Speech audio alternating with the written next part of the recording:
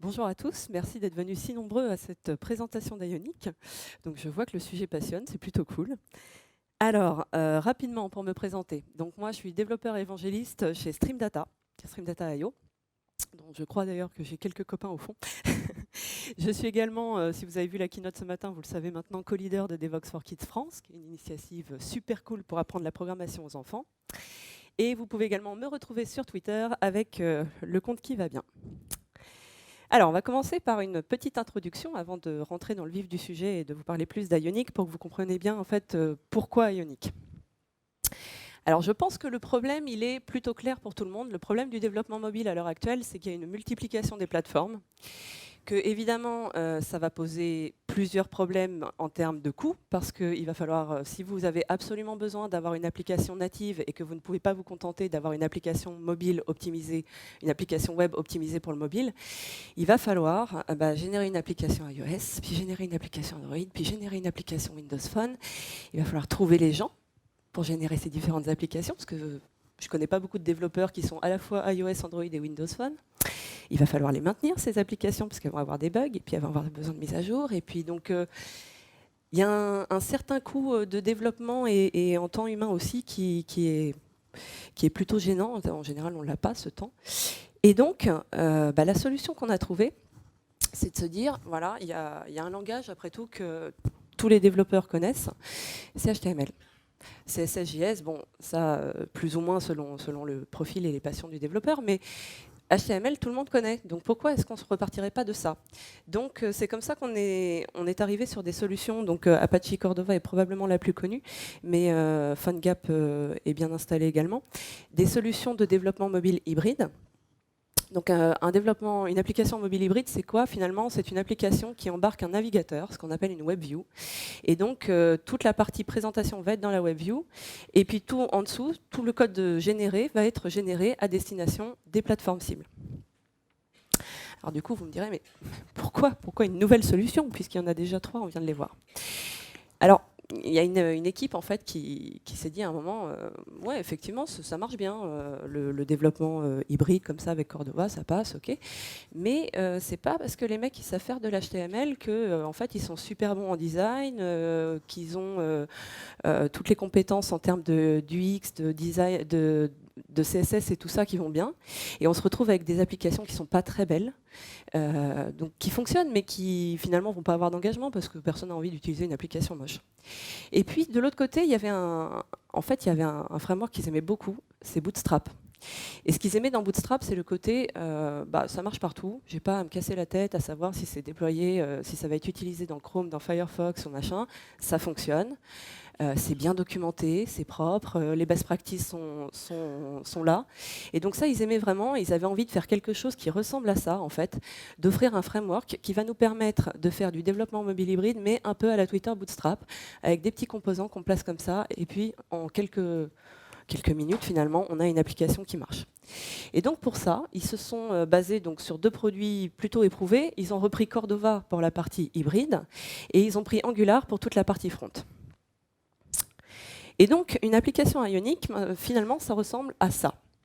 Donc, vous allez avoir dans la WebView, pour la partie vraiment interface, on est sur des choses familières, on est sur de l'HTML, du CSS, du JavaScript, on peut faire du SAS, du LESS, toutes les joyeusetés à la mode. En dessous, on va avoir Ionic qui va nous fournir en fait, un certain nombre de composants pour nous faire gagner du temps. Ces composants qui sont en fait basés sur Angular, qu'on va utiliser pour la logique métier. Donc tout ce qui est système de routing, etc., c'est du pur Angular. Et puis en dessous, on va avoir Cordova qui va d'abord nous fournir les API pour accéder au matériel. Donc on va avoir tout ce qui est Bluetooth, caméra, etc. Et puis qui va se charger surtout, c'est de la compilation à destination des plateformes cibles. Alors, ce qui est assez sympa avec Cordova, avec Ionic, pardon, c'est qu'on a un environnement qui est plutôt familier, vous allez voir. Donc, on a une command line interface qui est basée sur Cordova. Donc, il y a des commandes qui sont communes. Si vous avez déjà fait du Cordova, normalement, vous allez vous sentir plutôt à l'aise parce que d'ailleurs, vous pouvez directement appeler les commandes Cordova. Et après, pour ceux qui éventuellement seraient allergiques, ça arrive. Je ne sais pas si ça se soigne, mais ça arrive. Il y a une application Ionic Lab qui est disponible pour Windows, Mac et Linux. Je n'ai pas compris l'intérêt, mais apparemment, eux, ils en avaient un. Et donc, cette application, en fait, va vous offrir toutes les commandes qui sont dans le CLI sont dans le lab, et donc vous pouvez vraiment piloter votre application depuis. Pour la gestion des dépendances, alors pour la gestion des dépendances, on repose sur NPM, donc le CLI repose sur NPM, et puis on utilise Bower. Et enfin, il y a deux autres outils en fait, qui sont utilisés directement dans Ionic pour builder Ionic. C'est Gulp pour l'automatisation de tâches, et puis SAS pour le préprocess CSS. Donc en fait, si parmi vous, il y a des développeurs web qui maîtrisent déjà ces technos, ils sont déjà des développeurs mobiles. C'est la bonne nouvelle. Alors, on va voir comment on démarre rapidement une application Ionic. Donc ça va très très vite. Donc, je vais vous montrer rapidement voilà, donc le clic dont je vous parlais. Je vais faire Ionic Start, on va l'appeler démo Sign Menu. Alors ce Sign Menu, vous allez me dire, ça sort d'où? Donc Start, c'est tout simplement pour lui dire, tu vas me générer une nouvelle application. Démo, c'est le nom de mon application. Donc vous voyez, je ne vous ai pas menti, Initializing Cordova Project. Et puis ce Sign Menu, c'est tout simplement des templates, parce qu'en fait, Ionic, c'est assez sympa, nous fournit quelques templates tout prêts. Donc je vous en ai mis 3, il y en a d'autres, mais donc le Sign Menu, c'est celui qu'on va utiliser là, qui est tout à droite. Le Tabs, c'est simplement le header avec les petites tabs en bas. Et le Blank, c'est plutôt une fois que vous serez bien aguerri et que vous voulez juste un squelette et pour partir faire votre application révolutionnaire. Et puis voilà, donc après c'est assez sympa, il me raconte plein de choses, il me dit que je peux aller setuper ça, que je peux le lancer comme ça, etc. On va revenir dessus. Et donc on va aller voir la structure d'un projet. Voilà. Donc un projet Ionic, ça ressemble à ça. Et là encore, si vous avez fait du Cordova, du coup, vous êtes super à l'aise, puisque vous avez un dossier Hooks pour tout ce qui est tâches pré, post et durant la compile. Si vous avez par exemple des variables à remplacer, des choses comme ça. Le dossier plateforme, il contient déjà, donc là, en fait, il me l'a mis ici, il m'a dit, j'ai ajouté une iOS application par défaut. Comme je suis sur OS X, il m'a rajouté la plateforme iOS. Maintenant, sachez que si vous n'êtes pas sur OS X, de toute façon, vous ne pourrez pas mettre la plateforme iOS, c'est sympa, c'est Mac. C'est bien, ça marche, mais bon, il y a des trucs pas cool. Donc plateforme, en fait, voilà, si vous rajoutez d'autres plateformes, elles viendront se mettre ici. Plugins, donc c'est évidemment le répertoire, il va ajouter ces petits plugins. Alors vous voyez qu'il vient avec un certain nombre de plugins par défaut. Par exemple, le plugin console, c'est une version améliorée du console.log. Le splash screen, j'en parle pas tout de suite parce qu'on en parlera tout à l'heure, c'est un truc assez sympa. La whitelist, ça va gérer les problèmes de cores, les choses comme ça. Ensuite, donc comme je vous le disais, Bower est déjà tout prêt. On a notre fichier Bower là. On a le gulp file, c'est là que vous rajoutez vos tâches si vous avez des choses spécifiques à rajouter. Le config.xml, qui est un fichier hyper important.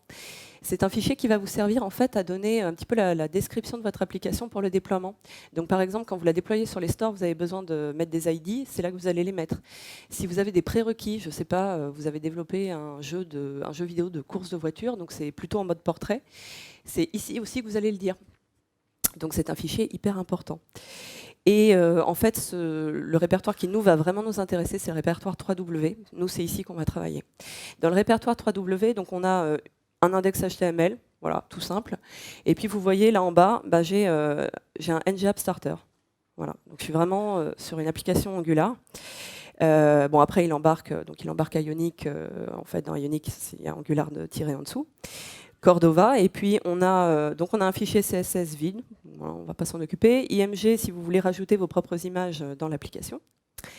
On a, donc là c'est pareil, vous voyez, donc là c'est la déclaration de mon module starter avec le système de routing, etc. Donc là je suis déjà sur une application qui est un petit peu avancée. Et on a des controllers, et puis on a la partie templates avec toutes nos vues. Voilà. Et donc, on va voir tout de suite comment on démarre cette application. Alors, on a plusieurs modes qui sont sympas. On en a un que je vais utiliser tout de suite. Alors, on va rentrer dedans déjà, ça marche mieux.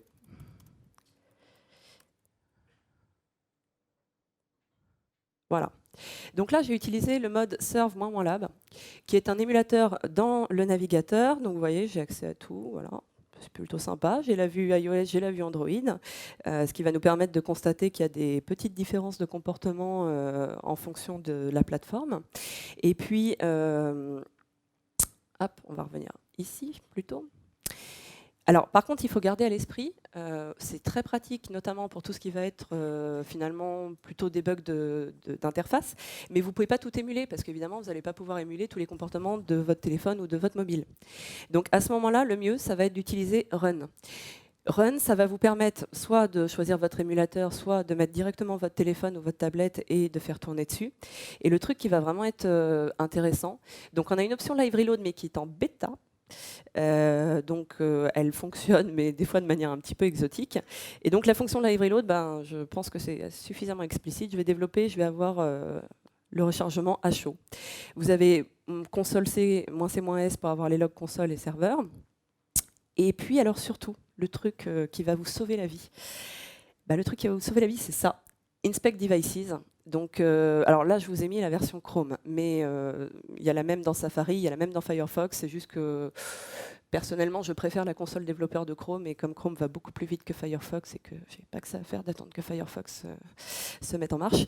Donc, personnellement, voilà, je travaille sous Chrome, mais en fait, là, ce qui est génial, c'est que du coup, c'est la console développeur que vous avez en temps normal, sauf que là, elle est branchée sur le navigateur de votre téléphone ou de votre tablette. Et donc, vous allez avoir accès à tout ce que vous avez habituellement. Vous allez avoir console, service, enfin les sources, pardon, le réseau, tout ça. Et vous allez pouvoir débugger vraiment et modifier évidemment à chaud. Bon, alors par contre, c'est toujours pareil. Hein, avec le Live Reload, au bout d'un moment, si vous êtes sur des scénarios de test trop complexes, il risque de se perdre. Donc, il faudra peut-être éventuellement revenir à la racine de votre application. C'est le plus simple, en fait. Vous forcez le pass en haut, vous refreshez, il revient au début. Mais du coup, ce qui est embêtant, c'est que si vous avez un scénario de test un petit peu complexe à tester, ça peut être un petit peu plus compliqué. Mais ça marche pas trop mal quand même. Voilà, donc je vais vous présenter rapidement en fait ce qui nous fait gagner du temps pour faire une application Ionic, et puis après je vous ferai une petite démo. Alors en fait, Ionic va venir avec un certain nombre de composants tout prêts, comme je vous le disais. Donc on va avoir des composants de type service. Les composants de type service, donc là je vous ai mis l'exemple de la modale dans l'application SignMenu qu'on a générée. Ce sont des composants graphiques qui sont finalement un peu propres à une application mobile. Ça peut être, donc là c'est une modale, mais pas que, puisqu'il va y avoir par exemple tout ce qui est loading, etc. Et donc ces services-là arrivent avec toute la logique qui va bien, avec le CSS qui va bien, on peut customiser et tout. Donc c'est fantastique, ça va très vite. On va avoir des composants, puisque donc on fonctionne essentiellement avec des composants qui sont finalement rien d'autre que des directives Angular. Donc là, vous voyez, c'est notre side menu qu'on a vu tout à l'heure. Et finalement, c'est juste une liste avec des items dedans. Et puis après, on a toute la logique qui vient avec et le CSS qui vient avec. Et alors le CSS, justement, là, c'est carrément une capture d'écran du site d'Ionic, parce que la doc du CSS est particulièrement bien faite. Et moi qui suis allergique au CSS, c'est un bonheur. Je suis enfin réconciliée avec. Comme vous le voyez, en fait, ça va fonctionner avec du SAS, donc, comme je vous le disais tout à l'heure. Donc on va simplement enchaîner, donc item, par exemple, si je veux avoir ce petit effet d'avatar rond, je lui dis tu es un item, mais tu es un item avatar. Et hop, il va tout de suite savoir que si je lui mets une image, elle va être en rond à gauche. Et donc ça va nous faire gagner énormément de temps, et je vous conseille vraiment d'aller dans la doc, parce que d'abord vous pouvez y récupérer plein d'idées. Si vous êtes retrouvé comme moi à faire une application mobile mais sans avoir de design, et que du coup il va falloir en trouver un, ça peut être pas mal. Et elle est vraiment bien, plutôt à jour et bien complète. Alors l'autre truc qui est absolument génial, c'est Ionicons. Donc Ionicons, en fait, c'est basé sur iCommon, c'est un pack de 900 icônes. Normalement, vous allez trouver votre bonheur. Et dans ces 900 icônes, vous allez avoir à chaque fois la version normale, la version iOS et la version Android. Et alors oui, chose intéressante, si vous avez par exemple votre application web pour laquelle vous avez déjà généré vos applications, vos icônes iCommon, vous pouvez les intégrer et les faire fonctionner les deux en même temps, ça marche très très bien. Le splash screen, je vous le disais tout à l'heure, on va en reparler. Donc le splash screen, c'est tout simplement l'écran de chargement que votre application va afficher en attendant qu'elle soit complètement chargée. Et l'icône, c'est évidemment l'icône du menu. Et alors, je suis une quiche en Photoshop, hein, mais alors, j'y connais rien, j'ai quelques bases en GIMP. Mais ce qui est absolument génial, c'est qu'ils ont mis vraiment une explication, une doc bien détaillée. Ils ont fourni des templates pour qu'on puisse le générer facilement. Et donc derrière, après, évidemment, il y a une commande dans la CLI qui va faire tout le processing pour la générer version portrait, version landscape, etc. Donc ça, c'est génial et ça fait que vous avez du coup très rapidement un rendu qui est vraiment propre, qui est vraiment pro. Et puis alors, peut-être le plus important, c'est NG Cordova. Donc NG Cordova, c'est un projet qui est développé, maintenu par l'équipe d'Ionic. C'est un portage en fait des librairies Cordova, donc qui sont, je vous le rappelle, toutes les librairies qui nous permettent d'accéder aux devices. C'est un portage en directive Angular. Et donc ça va nous donner accès à quasiment tout niveau matériel, si ce n'est absolument tout. À l'heure actuelle, il y a plus de 70 librairies de portée. Donc vous allez avoir accès évidemment à la géolocalisation, au contact, à la batterie, au Bluetooth. Si vous êtes sur iOS, vous allez avoir accès à Touch ID, eBeacon, Healthkit, etc. Et donc ça va être un petit peu votre boîte à outils de base parce que évidemment vous allez avoir besoin d'interagir avec le matériel.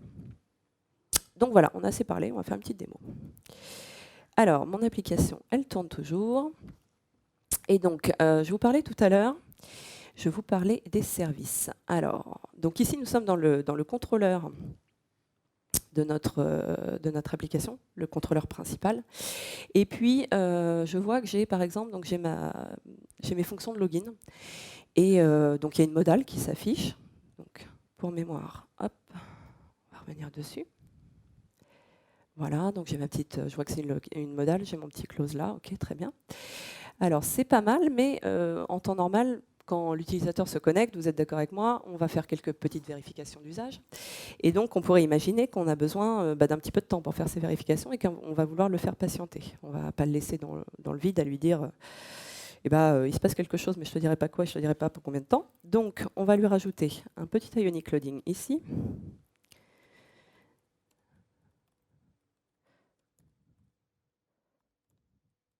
Voilà, on va lui dire show. Et puis, une fois que le loading est fait, hop, voilà. Donc, le live reload. Hein. Voilà, et puis on va lui mettre n'importe quoi. Et voilà. J'ai mon composant de prêt. Donc là, vous l'avez vu rapidement, évidemment. Vous pouvez, comme je vous le disais, customiser le petit chargeur, mettre un truc. Enfin, il y en a déjà pas mal de prêts, donc normalement, vous êtes bon de ce côté-là. Et puis, alors l'autre truc comme super sympa dont je vous parlais, les composants. Donc là, par exemple, on voit que mon sign menu, il a donc nav back button, ça va être pour gérer les retours arrière, c'est pas forcément obligatoire. Le nav buttons, par exemple, il est side left. Si je mets side right, voilà, il est parti se mettre à droite, tout va bien. Alors, je sais pas vous, mais moi je le trouve un peu triste ce menu, un petit peu moche.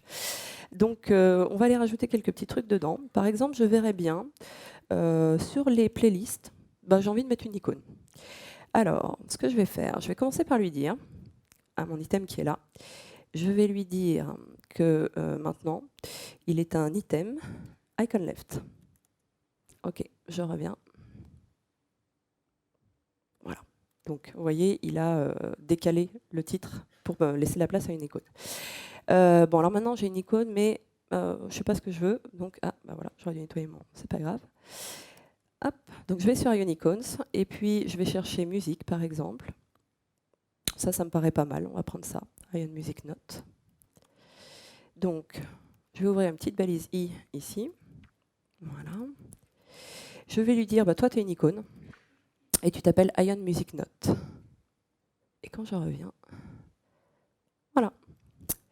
Et puis, alors ça, c'est pas mal, mais j'ai envie de pouvoir indiquer à mon utilisateur le nombre de playlists, qu'il n'ait pas à cliquer sur le menu playlist pour aller voir combien il y en a, etc.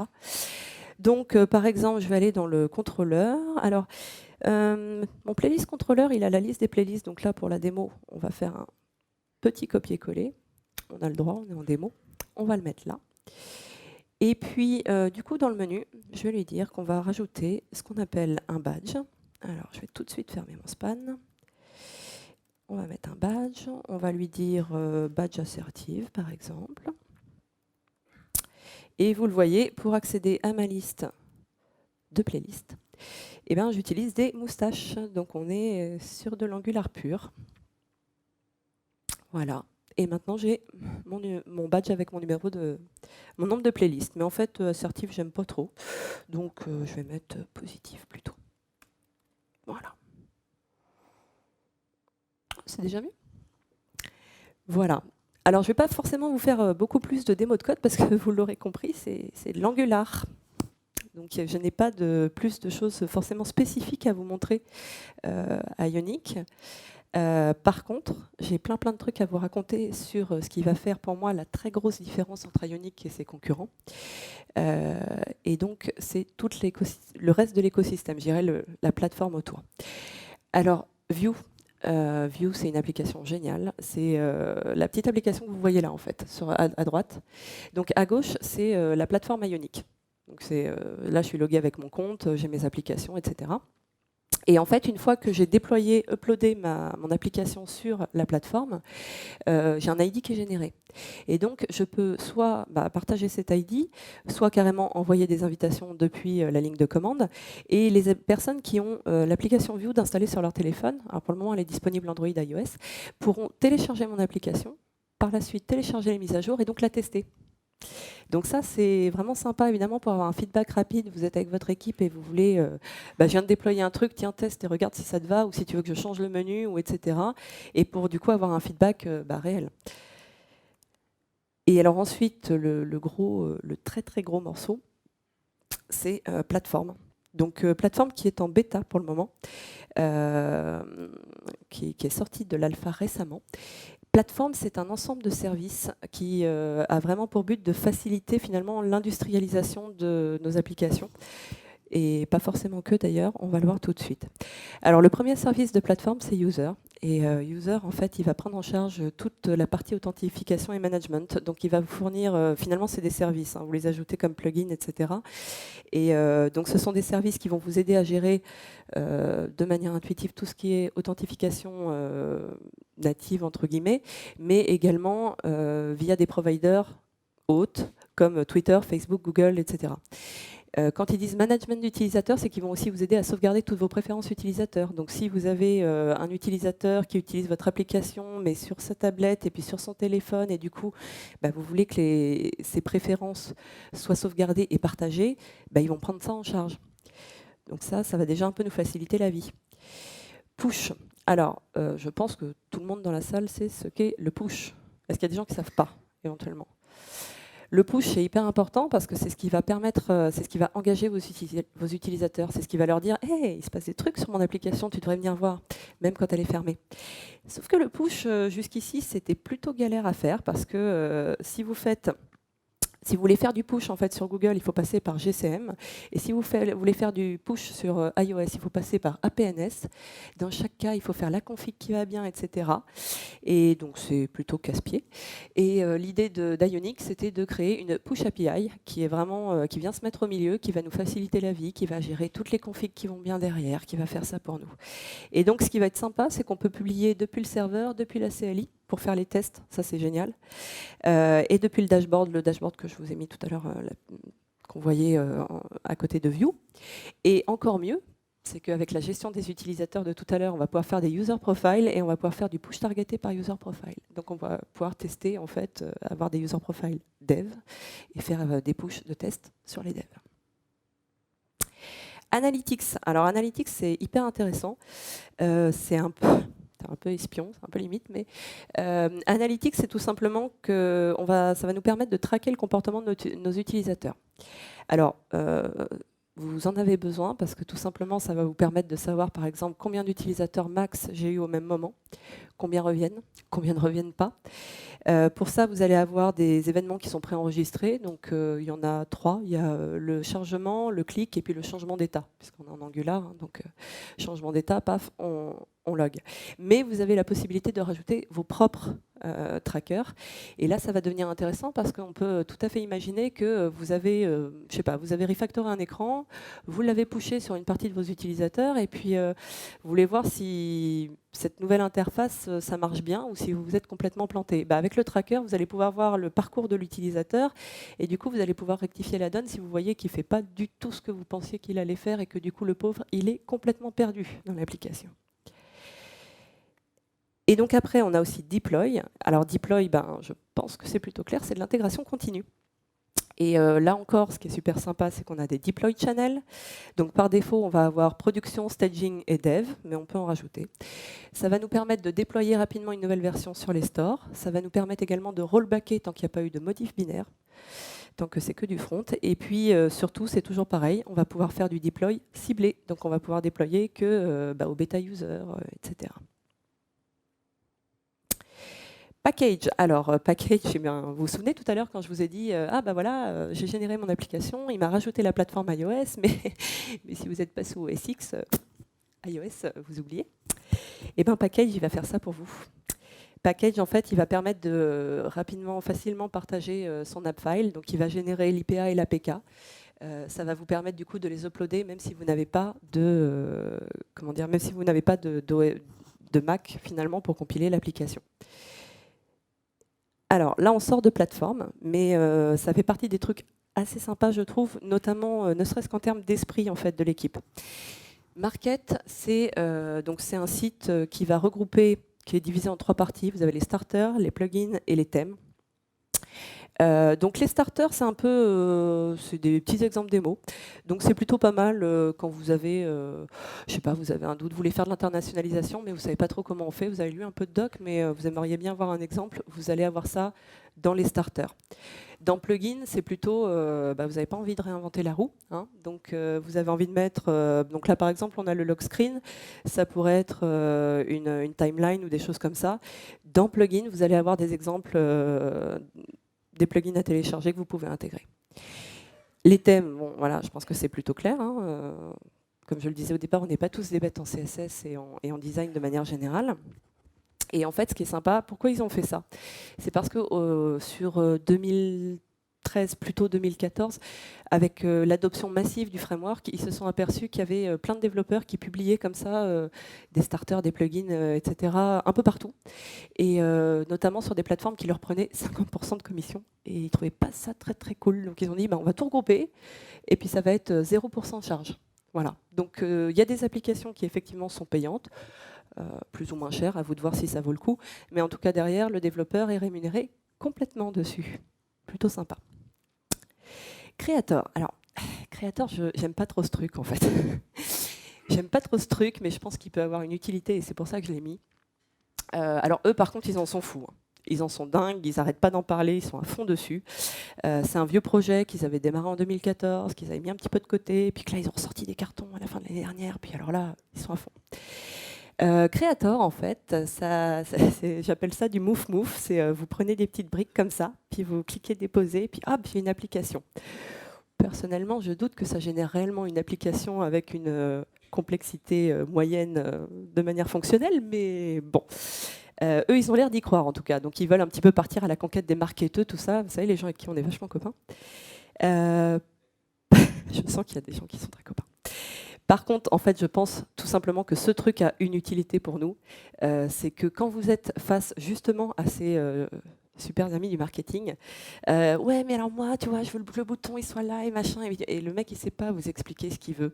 Et ben en fait, là, vous allez pouvoir vraiment maqueter rapidement et de manière concrète votre application. Et c'est un peu, en fait, pour nous développeurs, c'est un petit peu la seule utilité que je vois à ce truc, mais c'est déjà pas négligeable parce que ça peut vous épargner pas mal de temps en aller-retour. Voilà. Et à noter que donc Creator est payant.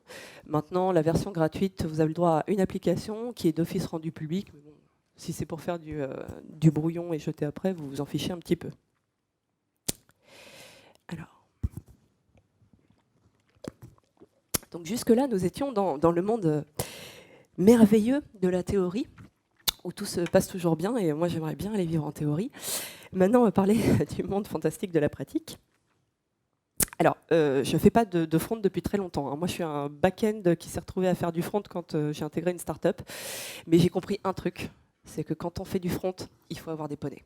Donc, je vous ai mis des poneys. Merci. Alors, le truc que je trouve absolument génial dans Ionic, c'est que comme on est sur Angular et Cordova, on va dire que la courbe d'apprentissage, elle est pas exagérée. Bon, ok, Angular, ça peut se complexifier dès que vous arrivez sur un niveau avancé de directive avec les scopes, etc. Mais ça devrait aller mieux bientôt, hein. Et surtout, le très gros avantage qui vient avec ça, c'est que derrière, vous avez une communauté de malades. Et donc, la plupart du temps, les problèmes que vous allez rencontrer, il faut bien être conscient que ça va plutôt être des problèmes Angular et que potentiellement, il y a un ou deux gars qui s'est déjà bien gratté la tête dessus.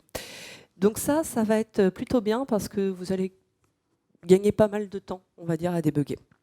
Cordova, c'est plutôt pareil, même si j'ai eu relativement peu de problèmes avec Cordova, mais du coup, vous avez déjà une bonne communauté qui est installée.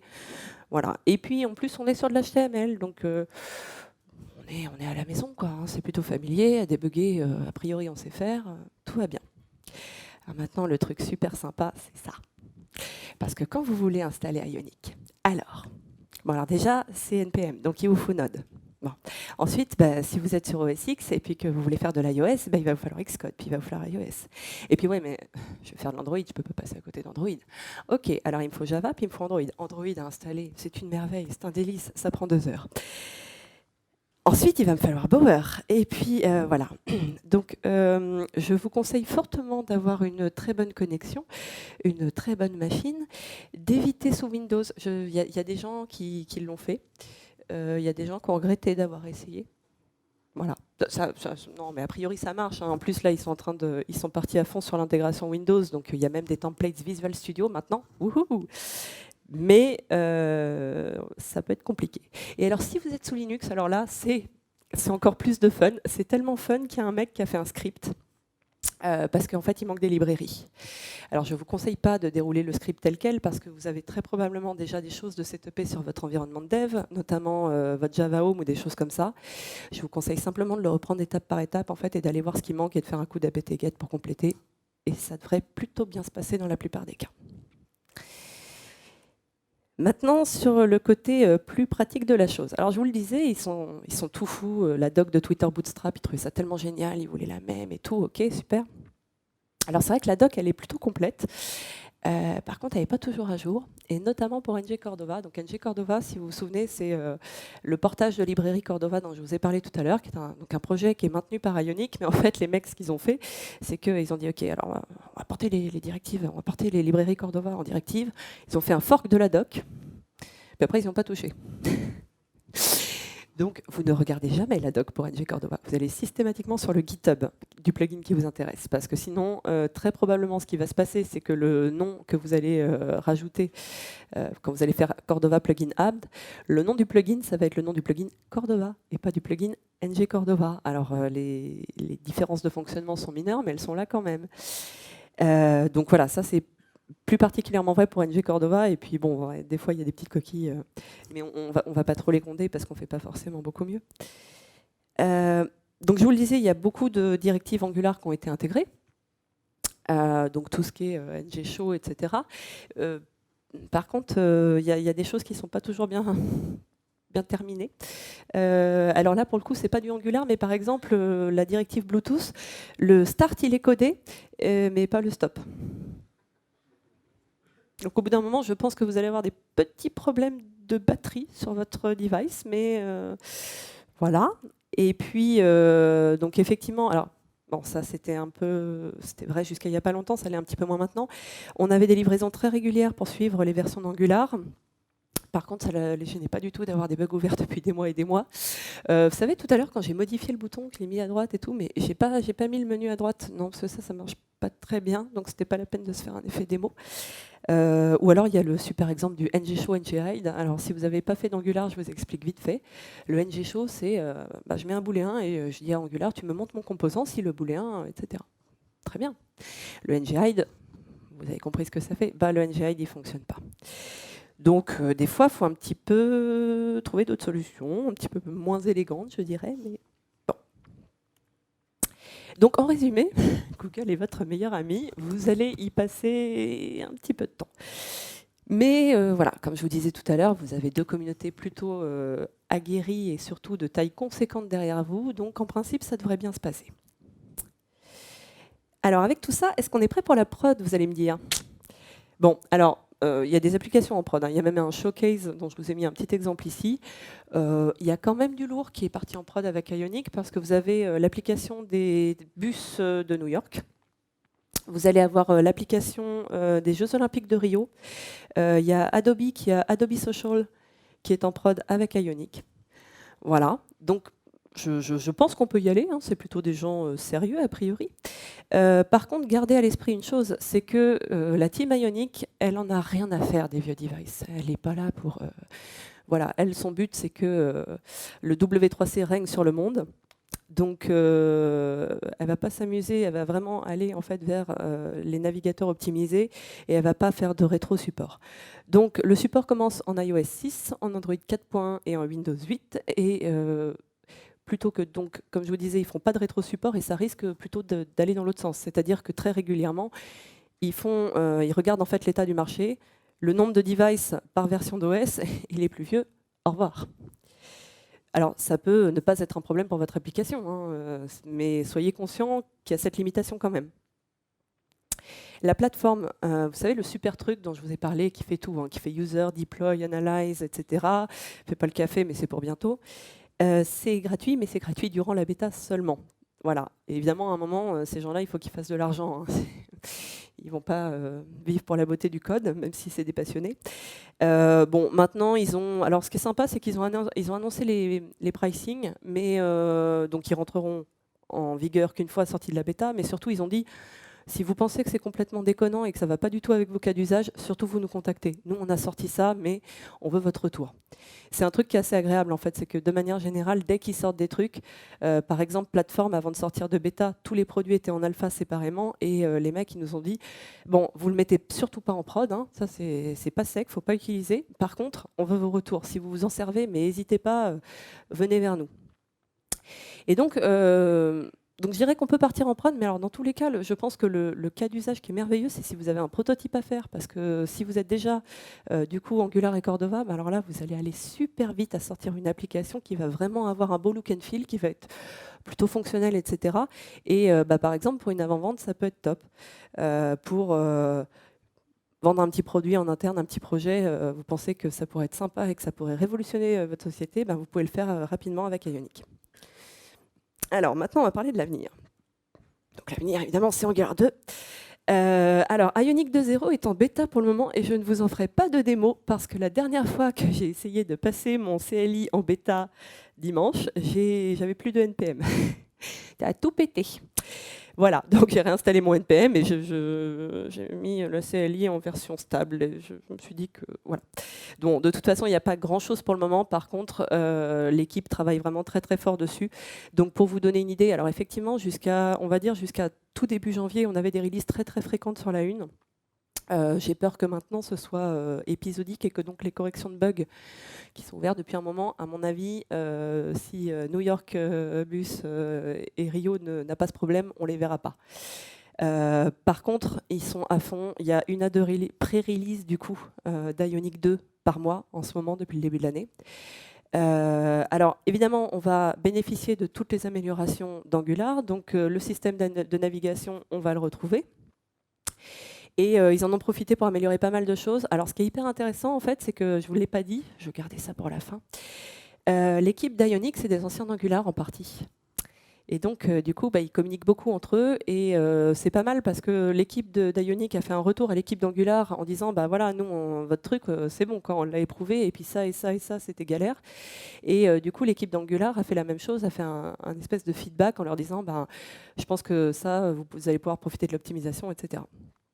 Et donc, il y a plein de choses qui vont arriver. Alors, Ionic Native, en fait, c'est qu'on va avoir... donc, c'est pas encore très clairement, c'est annoncé, mais on n'a pas énormément d'infos. Je pense que c'est NG Cordova, en fait, qui va être intégré de manière de plus en plus native. Voilà, ce qu'ils nous ont dit, c'est que vous allez passer moins de temps à aller chercher des librairies et des plugins et des machins. On va vous amener de plus en plus de services vraiment en natif dedans.